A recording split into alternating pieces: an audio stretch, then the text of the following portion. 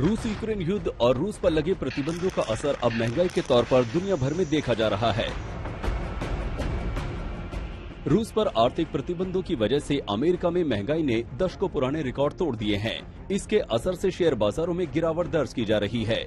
रूस पर प्रतिबंध और यूक्रेन में जारी युद्ध के चलते सभी जरूरी चीजों की सप्लाई चेन पूरी तरह से ध्वस्त हो गई है, जिससे महंगाई अपने चरम पर पहुंच गई है। इसके असर से अब भारत समेत तमाम देशों में ब्याज दरों में इजाफा देखा जा रहा है। भारत में रेपो रेट बढ़ने को लेकर फिच रेटिंग्स ने अनुमान जताया है, जिसके मुताबिक आरबीआई दिसंबर 2022 तक ब्याज दरों को 5.9% तक बढ़ा सकता है और 2023 के आखिर तक के लिए रेपो रेट का अनुमान पहले के 5% से बढ़ाकर 6.15% कर दिया गया है।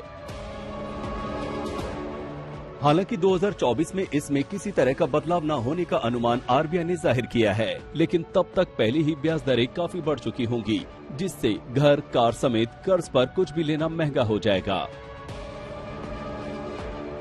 बीते एक महीने में आरबीआई ने 2 बार में रेपो रेट में इजाफा करते हुए दरों को 40 बेसिस पॉइंट्स बढ़ाकर 4.4% और फिर 50 बेसिस पॉइंट्स बढ़ाकर 4.9% कर दिया। ऐसे में आगे भी रेपो रेट में बढ़ोतरी जारी रहने की आशंका इसलिए भी है कि 2022-23 के आखिर तक महंगाई दर 6.7% रहने का अनुमान जताया गया है। मई में खुदरा महंगाई दर 7.04% पर थी। फिच का कहना है कि महंगाई दर 8 साल के उच्चतम स्तर पर पहुंच गई है। इसके साथ ही ये सीपीआई के कई सेगमेंट्स में फैल गई है, जो ग्राहकों के लिए एक गंभीर चुनौती है।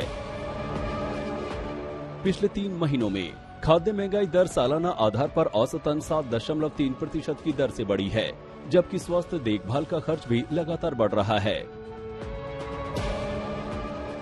फिच ने ग्लोबल इकोनॉमिक आउटलुक के अपने ताजा अपडेट में कहा है कि भारत की अर्थव्यवस्था बिगड़ते बाहरी माहौल, कमोडिटी की कीमतों में बढ़ोतरी और सख्त वैश्विक मौद्रिक नीति का सामना कर रही है।